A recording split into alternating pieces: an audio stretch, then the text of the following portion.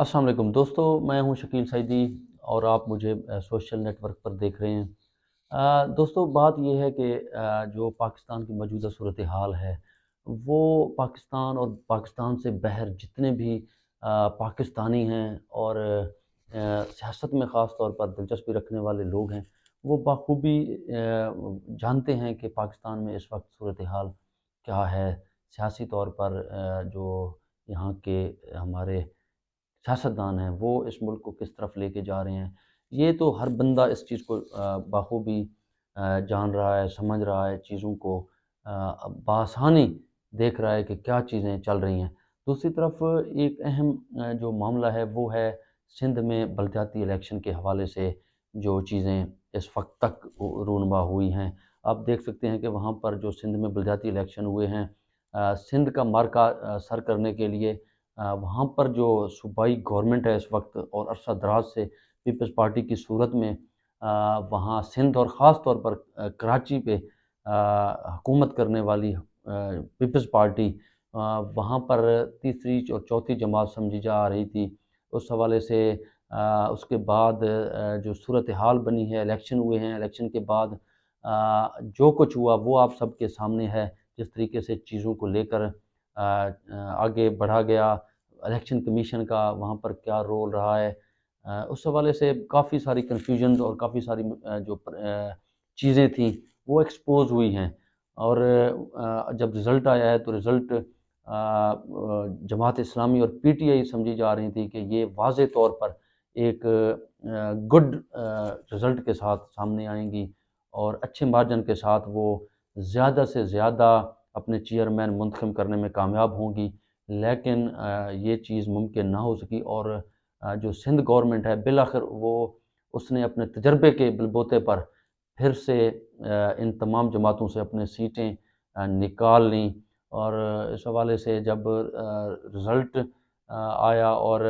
वहाँ पर जो नुमाइंदगान के जो रिज़ल्ट के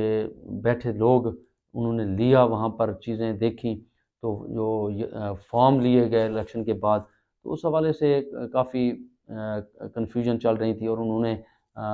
इसको चैलेंज भी किया और गवर्नमेंट को, इलेक्शन कमीशन को ये बखूबी इस चीज़ का अदराक करवाया कि अगर हमारे मैंडेट का एहतराम ना किया गया और रिज़ल्ट को चेंज करके हमें मखसूस यूनियन कौंसलों में हराया गया, तो हम धरने देंगे, हम एहतजाज पर मजबूर होंगे। इस हवाले से काफ़ी सारी चीज़ें चल रही थी और इसके मुताबिक जो जमात इस्लामी है उन्होंने ख़ासा दबाव डाला गवर्नमेंट पर और पीटीआई की तरफ से भी काफ़ी दबाव डाला गया। चलो वो चीज़ें तो हो गई। उसके बाद जब वहाँ का मेयर बनने की बारी आई कराची का, क्योंकि कराची का मेयर वो उस सियासी पार्टी का फ्यूचर बयान करेगा और उस तमाम चीज़ों को लेकर चलेगा, क्योंकि कराची का मेयर बहुत ही अहम इस वक्त समझा जा रहा है और कोशिश है जमातों की कि उनकी तरफ से मेयर मुंतखब हो। उन्होंने मुख्तलिफ़ जमातों ने आपस में गठजोड़ भी शुरू कर दिए हैं। जमात इस्लामी ख़ास तौर पर इसमें सरगर्म नज़र आ रही है और वो पीपल्स पार्टी और पीटीआई के साथ उनकी मुलाकातें भी हुई हैं, मुज़ाकरात भी हुए हैं, चीज़ों को जाकर बताया भी है और सपोर्ट मांग ली है। अब तक पीपल्स पार्टी और पीटीआई की तरफ से कोई खातिर खा उनको जवाब तो नहीं मिला, क्योंकि तमाम पार्टियां अपने अपने मफाद की इस वक्त बात कर रही हैं। पीपल्स पार्टी का एक अपना मौक़िफ़ है, एक सियासी तौर पर वो ख़ुद अपने आप को कराची में मुतहर्रिक करना चाह रही हैं। उन्होंने कहा है, उन्होंने एक सजेशन दी है कि कराची को 2 हिस्सों में तक़सीम कर दिया जाए। एक तरफ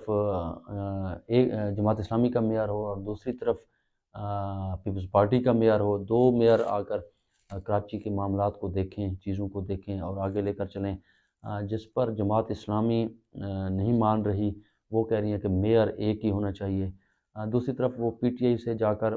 उनके जो रहनुमा हैं वो मिले हैं, वहाँ पर भी काफ़ी सारी चीज़ों को देखा गया है, बातचीत हुई है, गुफ्तगू हुई है। उन पर जो पीटीआई की तरफ से خاطر خواہ جواب ان کو نہیں دیا جا رہا، چیزوں کو سمجھا جا رہا ہے، دیکھا جا رہا ہے، سوچا جا رہا ہے، تاکہ جو فیصلہ ہو وہ فیصلے میں اپنے فیوچر کو بھی سامنے رکھا جائے، اور کراچی کی جو عوام کی خدمت ہے، ڈیولپمنٹ ہے، اور اس بحرانی کیفیت سے نکالنے کے لیے سیاسی جماعتیں وہ بھی کافی دیکھ رہی ہیں، کیونکہ میئر کی جو سیٹ ہے وہ بہت اہم ہے، کیونکہ کراچی میں جتنی بھی ڈیولپمنٹ ہونی ہے وہ میئر کے تھرو ہونی ہے، فنڈز کا کافی عمل دخل ہوتا ہے میئر کے پوسٹ پہ، کیونکہ وہ چیزیں سب چیزیں دیکھ کر انہوں نے چلنا ہوتا ہے، اور انہوں نے خرچ کرنا ہوتا ہے عوام پر، علاقے پر، شہر پر۔ تو اس حوالے سے بہت گہما گہمی چل رہی ہے۔ دوسری طرف جماعت اسلامی کو جو عوامی ایک سپورٹ ملی ہے کافی عرصے کے بعد، کراچی والوں نے جماعت اسلامی کو فیورٹ قرار دیا ہے، اور اس پر اپنا اعتماد کا اظہار کیا ہے۔ تو اس حوالے سے جماعت اسلامی کے رہنماؤں کو خاص طور پر دیکھنا ہوگا کہ عوامی جو مینڈیٹ ہے اس کے احترام ان پر اب لازم ہو چکا ہے، کیونکہ جماعت اسلامی کا ایک اپنا موقف ہے، اپنا ایک مینیفیسٹو ہے، اس کے مطابق وہ اب چیزوں کو دیکھتے ہیں کہ لے کر چلتے ہیں، یا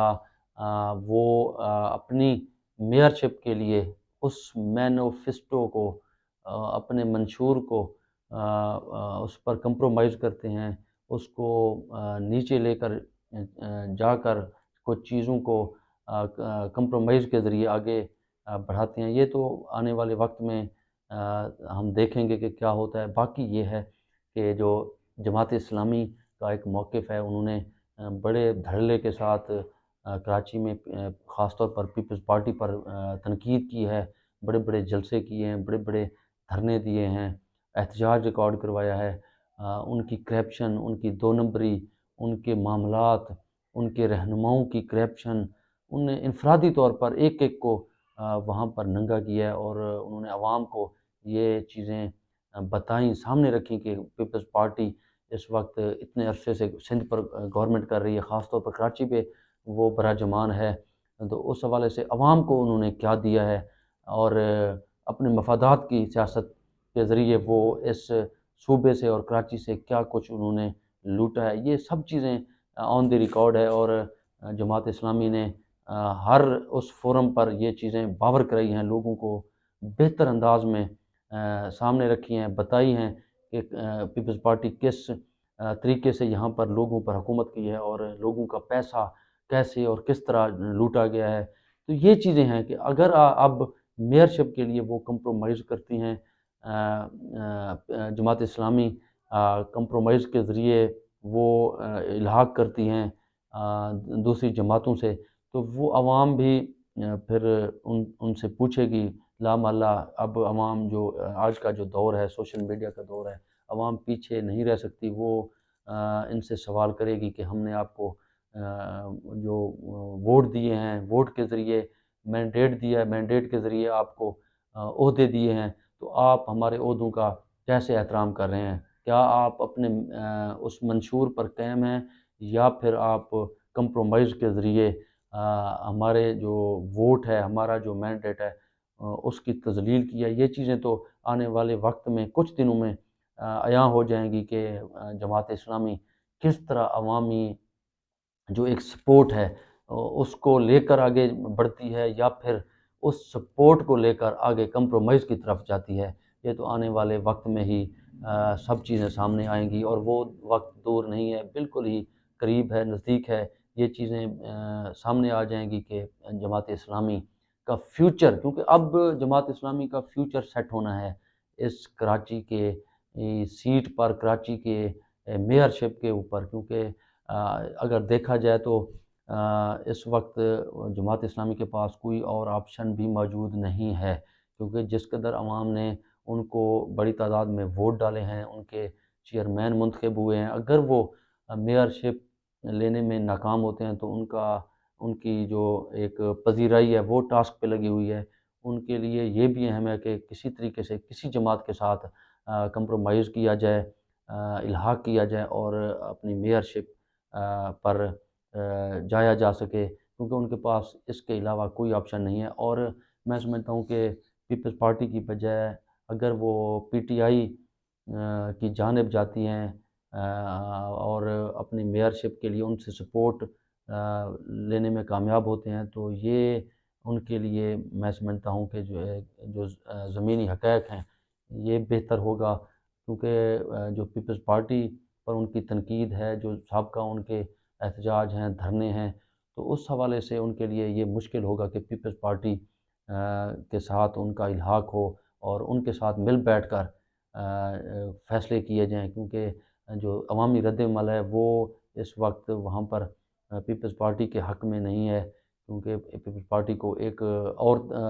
تناظر میں جو عوام ہے وہ دیکھ رہی ہے، اور جماعت اسلامی یکسر اس کے اپوزٹ کھڑی ہوئی ہے۔ اگر یہ دونوں مل جاتے ہیں تو جماعت اسلامی کے لیے آگے چلنا، آگے سیاست کرنا اور آگے جا کر جو ملکی جنرل الیکشن ہونے ہیں اس میں جماعت اسلامی کا ووٹ بینک اس سے کم ہوگا، ان کا جو اعتماد ہے وہ کافی گرے گا، کیونکہ ان کے اپنے فیصلے ہیں، ان کا اپنا منشور ہے، ان کی اپنی ایک ساکھ ہے، وہ ساکھ متاثر ہوگی۔ اب تک کی اجازت دیجیے گا، نیکسٹ ٹائم نیکسٹ ایشو کے ساتھ آپ کے سامنے پیش ہوں گے۔ اللہ حافظ۔